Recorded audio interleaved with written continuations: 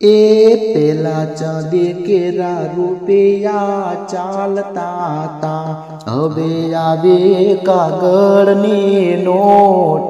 આ જમાના બદલી ગયા, ધીરે ધીરે જમાના બદલી ગયા. માણસની આખી જિંદગી જતી રહી પણ માણસ કદી માણસ ના બન્યો. જન્મ્યો એટલે બાબો બન્યો,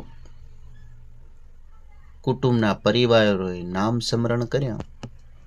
થોડો મોટો થયો એટલે કુટુંબમાં છોકરો બન્યો. શેરીમાં હરતા ફરતા રમતા બાળક ભણવા બેઠો એટલે વિદ્યાર્થી બન્યો. કોઈક વકીલ બન્યા, કોઈ પોલીસ બન્યા, કોઈ જમાદાર બન્યા, કોઈ પીઆઈસી બન્યા, કોઈ કલેક્ટર બન્યા, કોઈ ભિખારી બન્યા,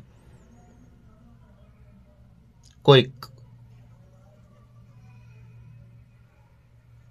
મોટો માણસ બન્યો, કોઈ મંત્રી બન્યો.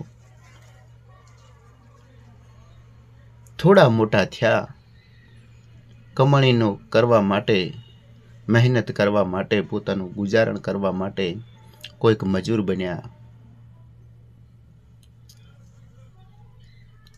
ચોક ગોઠવણ થઈ એટલે ગોઠવી ગયા એટલે વરરાજા બન્યા.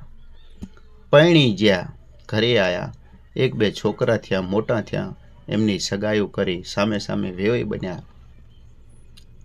થોડો મોટો થયો, સમય વીતતો ગયો, એમ છોકરા બોકરા પરણાવી દીધા. પછી ગઢપણ આવ્યું, ખાટલામાં પડ્યો. એક ભજનમાં કહ્યું છે કે રામ ભજી લે પ્રાણી, આ પછી ભજાશે નહીં, કાયા થશે ડૂબડી ખાટલામાં શેટીમાં ડખળ વખળ, પછી બેઠું રહેવાશે નહીં. ડોહો બન્યો, 80-90 વર્ષ પૂરા થયા અને મરી ગયો. એટલે પછી ઘરમાં નડવા માંડ્યો એટલે પૂર્વજ બન્યો.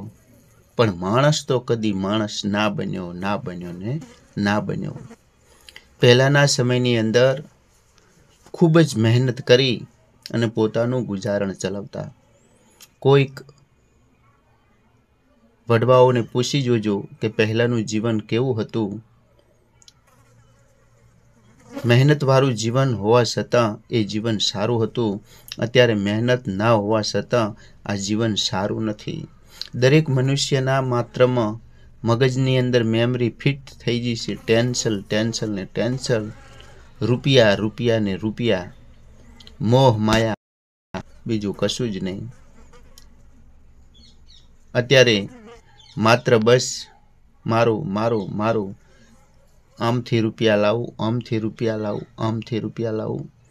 પણ કર્મમાં જે મળેલું છે એ જ મળવાનું છે. તમે ઊંચેથી નીચા પડો કે નીચેથી પાછા ઉપર પડો, જે ભાગ્યમાં છે એ જ મળવાનું છે. એટલે જ કહ્યું છે કે માણસની આખી જિંદગી જતી રહી પણ માણસ કદી માણસ ના બન્યો.